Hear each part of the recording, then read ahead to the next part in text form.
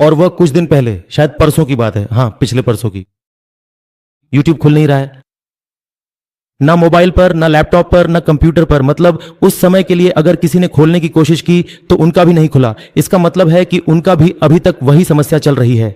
वे अभी भी पूरी तरह से ठीक नहीं हुए हैं। वे खुद को ठीक से संभाल नहीं पाए हैं 20-22 साल से। अब आप लोग समझ ही गए होंगे। तो हमारी कंपनी में सीनियर कह रहे हैं कि हम पुराने सिस्टम नहीं रखेंगे, जो नए आने वाले हैं वे मार्केट में ऐसे ही चलेंगे और उन पर काम लगातार चलता रहेगा, अपग्रेडेशन चलता रहेगा, अपग्रेडेशन चलता रहेगा। मतलब जैसे ही अपडेट आता है, देखिए हर किसी के मोबाइल में अपडेट आता है। अपडेट आने का मतलब क्या है? मोबाइल में थोड़ा सा और मॉडिफाई करके कुछ नई रिसर्च उसमें जोड़ी जा रही है ना? सही है। दुनिया में फेसबुक, यूट्यूब, इंस्टाग्राम, थ्रेड्स, जो भी कहें, ये सब सोशल मीडिया हैं। उन्हें खुद को टिकाए रखने के लिए भी अपग्रेडेशन करना होगा, नहीं तो संतोष रेडियो या नोकिया मोबाइल की तरह डूब जाएंगे। इसलिए वे भी पूरी कोशिश में लगे हैं कि कैसे और नए नए फीचर्स जोड़े जाएं, और ऐसा करते समय कई गड़बड़ियां भी आती हैं, बहुत सारी गड़बड़ियां। जो लोग ऑनलाइन इलेक्ट्रिक बिलिंग इंडिया में देखते हैं, उन्होंने देखा होगा कुछ दिन पहले पूरे सिस्टम को बदल दिया गया था, सर्वर डाउन हो गया था, बिल लिया जा रहा था लेकिन पेमेंट नहीं हो रहा था। जो लोग 24 घंटे ऑनलाइन रहते हैं वे ये समझेंगे, और जो नहीं रहते वे नहीं समझ पाएंगे। जैसे मैं रहता हूं इसलिए कह रहा हूं। अचानक सिस्टम बदलकर नए तरीके से किया गया था, नहीं कोई काम नहीं हो रहा था, इलेक्ट्रिक बिल लिया जा रहा था, फिर से पुराने वर्जन पर लौट गए हैं। मतलब अपडेट बैकडेटेड हो रहा है, नया अपडेट नहीं हो पा रहा है। आप समझ गए होंगे, मैं सिर्फ साधारण 1 बजे इलेक्ट्रिक बिल की बात कर रहा हूं। यह बहुत ही मामूली सी बात है। और 220 से भी ज्यादा देशों में इतने सारे प्रोडक्ट्स के साथ कंपनी लॉन्च करनी हो और आपकी जिंदगी को एकदम झिंगा लाला बना देनी हो। अगर आपको हुलुलू करना है, लग्जरी लाइफ जीनी है, तो आपको किस मात्रा में, किस तरह से आना होगा और कितना समय लग सकता है, यह सब खुद समझिए। जब आप खुद समझ जाएंगे तो फिर किसी और से सुनने की जरूरत नहीं पड़ेगी। और अगर कोई आपके सामने नकारात्मक बातें भी कहे तो उसका कोई असर नहीं होगा। इन सब बातों को खुद से समझिए। आप सोच सकते हैं, सर ये सब हमें फ्री में क्यों देंगे, हमने तो कुछ पैसे दिए हैं, फिर ये क्यों देंगे? ऐसे कई लोग सवाल करते हैं, मेरे कानों तक भी ये बातें आती हैं। अगर सीओएस आपको 40% देता है, अभी अभी हमारी शपिला मंडल ने बताया, और बाकी 10% कंपनी की आमदनी से मिलता है, फिर भी हम सवाल करते हैं, तुम्हारे साथ डूब कर मर जाएंगे। मैंने मान लिया कि 10% और 40% मिलाकर बाकी के 90% में हमारा क्या हिस्सा है। कुछ ही समय में यह सब पार हो जाएगा, आप खुद सोच सकते हैं। 220 जगहों पर काम नहीं चल रहा है। डाया बेलास्कर, वो जो अभी रोबोट बना रहे हैं, वही रोबोट भी गलती कर बैठा। उस पर हमला कर दिया गया था, जो सोशल मीडिया पर डाला गया था, तुरंत ही उसे डिलीट कर दिया गया, वापस ले लिया गया, और कमीशन काटने के बाद जो मिलेगा वही आप ले सकते हैं। मैं आपको और कितनी बार समझाऊं? इन बातों को समझना होगा। वो 1 बजे वाला इंसान, जिस तरह उसे तोड़ने की कोशिश की गई थी, उसने वहां से सीख लेकर अब देखिए वह सोशल मीडिया पर नहीं आता, वह अब कुछ भी नहीं कहता।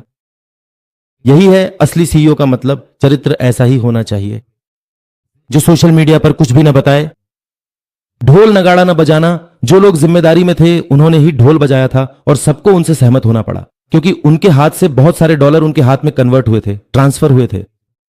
उसके पास कुछ करने का विकल्प नहीं था, और उसने खुद अपने मुंह से यह स्वीकार किया है। उन्होंने पहले ही दिन फुटबॉल वर्ल्ड कप से ही यह महसूस कर लिया था। उन्होंने खुद अपने मुंह से कहा है, यह यूट्यूब पर है, आप देख सकते हैं। तो बस इसे समझ लीजिए। सिर्फ समझना ही काफी है कि आज के समय में भी ग्लिच अन्य सोशल मीडिया की तरह हो रहा है। उनका भी ग्लिच चल रहा है। इन 20 सालों को 25 साल मान लीजिए, उनका भी ग्लिच चल रहा है। माइक्रोसॉफ्ट कई सालों से चल रहा है, उनका भी ग्लिच है। अच्छे सीएसआर को सीईओ सर की तरह आने दीजिए, इंतजार कीजिए। अब अगर कोई पूछे कि कब तक इंतजार करें, ये सब बातें क्यों करते हो, बेवकूफी की बातें हैं। आपका ठेका तो नहीं लिया है, बस आकर उतार दिया है। अगर आपको अच्छा नहीं लगेगा तो आप रहेंगे नहीं, अच्छा नहीं लगेगा तो सुनेंगे नहीं, फिर बेवकूफी की बातें क्यों करते हैं, बेवकूफी वाले कमेंट क्यों करते हैं, कमेंट करते ही क्यों हैं? क्या मैंने आपकी कोई जिम्मेदारी ली है कि आइए मदद कीजिए, आपको ढेर सारा पैसा दूंगा? आप बेवकूफी वाले सवाल करते हैं, बेवकूफी से कमेंट लिखते हैं। जिन्हें अच्छा लगेगा उन्हें ही बुलाया है। आपको तो नहीं कहा कि आइए रात भर जागकर हमारी बातें सुनिए। तो फिर आप लोग आते क्यों हैं? बाहर क्यों नहीं चले जाते? वहीं आप लोग ये सब करते हैं।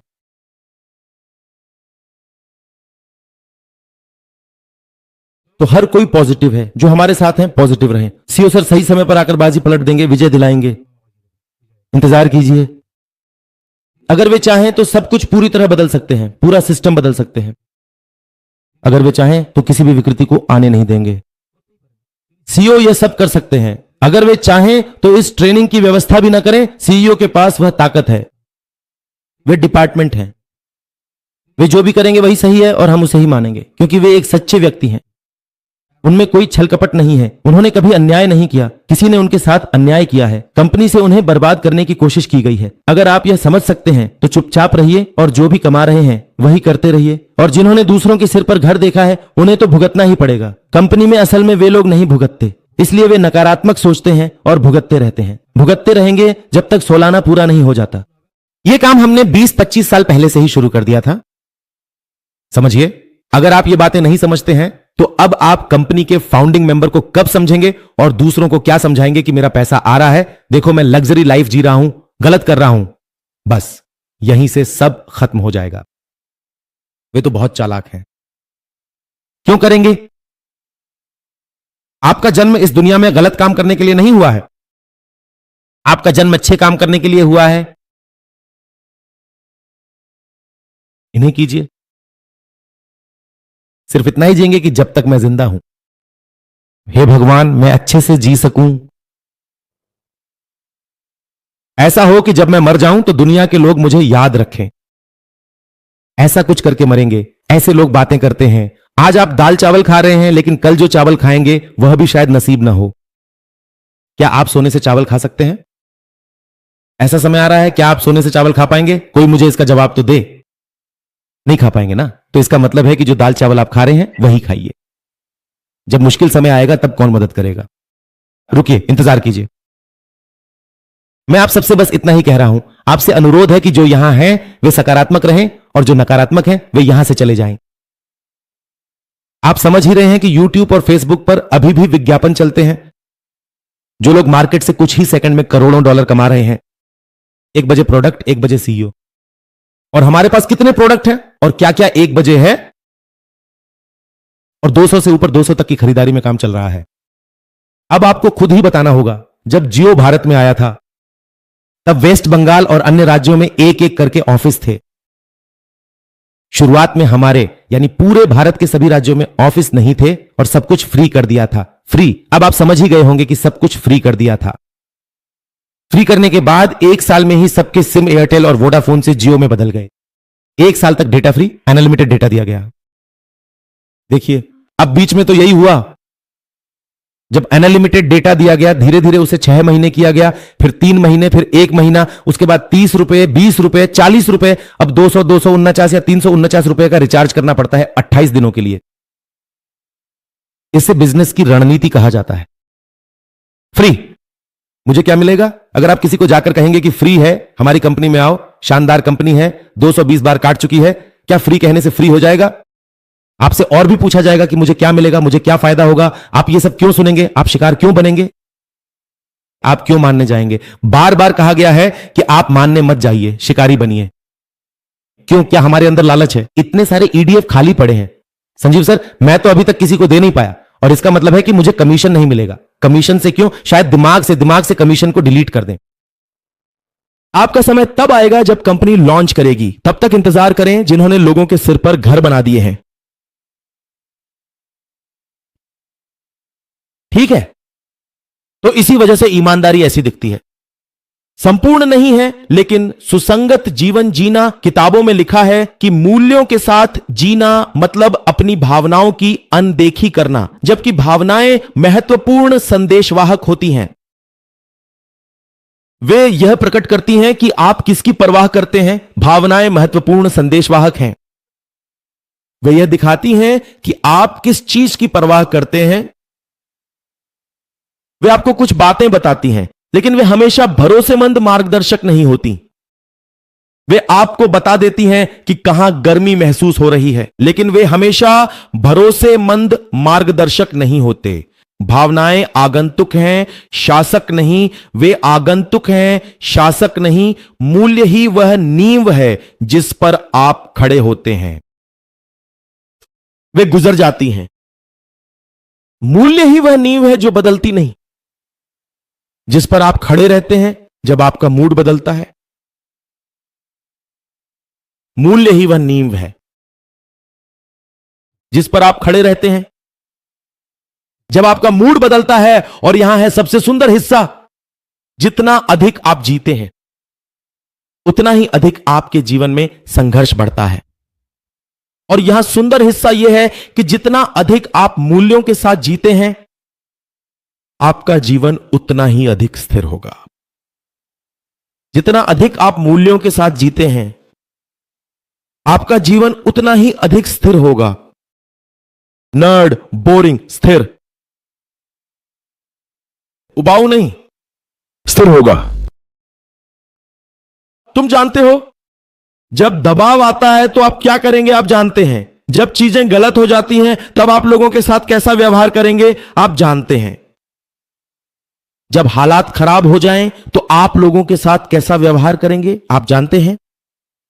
हर कोई यह जानता है कि जब हालात खराब हो जाएं, लोगों के साथ कैसा व्यवहार करना है यह आप जानते हैं। आप जानते हैं कि जब कोई ताली नहीं बजा रहा हो तब भी आप कैसे पेश आएंगे, और आप में से हर कोई यह जानता है। इसीलिए जिन लोगों के विश्वास मजबूत होते हैं वे अक्सर अराजकता में भी शांत दिखाई देते हैं। CALM का मतलब है शांति। इसी कारण मजबूत मूल्यों वाले लोगों को अक्सर अराजकता के बीच शांत दिखना, इसका मतलब यह नहीं कि वे शांत महसूस कर रहे हैं, वे बस लंगर डाले हुए हैं। ऐसा नहीं है कि वे शांत महसूस कर रहे हैं, वे बस लंगर डाले हुए हैं, टिके हुए हैं। और जब आप लंगर डाले होते हैं तो आपको हर स्थिति को परिपूर्ण बनाने की जरूरत नहीं होती। और जब आप लंगर डाले रहते हैं या टिके रहते हैं तब आपकी हर परिस्थिति का परिपूर्ण होना जरूरी नहीं है। लंगर डालना हर किसी के लिए हां है, सबके लिए जरूरी है। समझते हैं? समुद्र में जब नाव या जहाज लंगर डाल देता है तो चाहे समुद्र कितना भी तूफानी क्यों ना हो, वह जहाज या नाव अपनी जगह से हिल नहीं सकती। परिस्थिति चाहे जैसी भी हो, आप तूफान के बीच अपनी स्थिरता लेकर आते हैं, जैसे आप घर के अंदर स्थिरता लाते हैं। इस तूफान के बीच अपनी स्थिरता लेकर आइए। मैंने एक ऐसी टीम के साथ काम किया है जो लगातार परेशानियों, व्यवधानों, छंटनी, मान्यता और नेतृत्व में बदलावों का सामना कर रही थी। मैंने एक बार एक ऐसी टीम के साथ काम किया था जो भारी व्यवधानों जैसे कि छंटनी, पुनर्गठन और कई नेतृत्व परिवर्तनों से गुजरी थी। जो टीमें अंततः बचीं, वे नहीं थीं जिनके पास सबसे अच्छे सिस्टम या प्रक्रियाएं थीं। वे टीमें जो टिक गईं, उनके पास सबसे अच्छे सिस्टम नहीं थे। जो टीमें टिक गईं, वे नहीं थीं जिनके पास सबसे अच्छे सिस्टम थे, बल्कि वे थीं जिन्होंने अपनी मूल्यों को खुलकर अपनाया और व्यवहार में लाया। वे टीमें थीं जिनके पास मूल्य थे और वे उन्हें खुलेआम अभ्यास में लाती थीं। ट्रांसपेरेंसी, रिस्पेक्ट और अडेप्टेबिलिटी यानी पारदर्शिता, सम्मान और अनुकूलनशीलता। हर एक हफ्ते वे एक दूसरे को यह महत्वपूर्ण बात याद दिलाते थे कि वे वास्तव में किसके लिए खड़े हैं और उनके सिद्धांत क्या हैं। वे एक दूसरे को याद दिलाते थे वे किसके पक्ष में हैं, और वही संस्कृति उन्हें टूटने से बचाए रखी जब बाकी सब कुछ बिखर गया था। जब बाकी सब कुछ टूट गया था तब भी वही संस्कृति उन्हें संभाले रही। इसे अपनी जिंदगी में वापस लाओ। अब इसे अपनी जिंदगी में वापस लाओ। आप में से हर कोई इसे अपनी जिंदगी में वापस लाए। गर्म और यह सिर्फ जीवन ऐसा है ऐसा नहीं है, बल्कि जीवन ऐसा ही होना चाहिए। असली सवाल यह नहीं है कि क्या आपको कठिनाइयों का सामना करना पड़ेगा। असल सवाल यह है कि आपने अपने जीवन में जो कुछ भी पाया है, जो अनुभव आपने प्राप्त किए हैं, उनके साथ आप अपने भविष्य की कौन सी कहानी लिखने का फैसला करते हैं। आपका माइंडसेट, आपकी सोच और आपका दृष्टिकोण ही यह निर्धारित करेगा कि आप इन अनुभवों को कैसे देखते हैं और उनसे क्या सीखते हैं, और यही आपकी कहानी को आकार देगा। यह चीज जीवन को तुरंत बदल देती है। ऐसी एक मानसिकता है जो जीवन को तुरंत बदल सकती है, न तो केवल सिद्धांत में, न ही किसी घटना में। आप इसे तथ्यों में नहीं, न ही अंत में, बल्कि जिस क्षण आप इसे अपनाने का निर्णय लेते हैं, ठीक उसी समय अपना लेते हैं। यही वह माइंडसेट है। परिस्थितियों पर स्वामित्व, यह है परिस्थितियों पर अपनी जिम्मेदारी या मालिकाना हक रखने की मानसिकता। मुझे समझाने दीजिए कि इसका असली मतलब क्या है। हम ऐसे सिस्टम्स में पले बड़े हैं जो हमें लाइन में खड़े रहने के लिए इनाम देते हैं। हम ऐसे माहौल या व्यवस्था में बड़े हुए हैं जो हमें नियमों का पालन करने के लिए इनाम देती है। हमें यह भी सिखाया गया है कि अगर हम सही काम करें तो जीवन हमें बदले में इनाम देगा। हमें बताया जाता है कि अगर हम सही काम करें तो जीवन हमें उसका प्रतिफल देगा। डिग्री लो, नौकरी पाओ, प्रतिष्ठित डिग्री लो, नौकरी पाओ, मान्यता प्राप्त करो, लेकिन जीवन हमारे कल्पित नियमों के अनुसार नहीं चलता।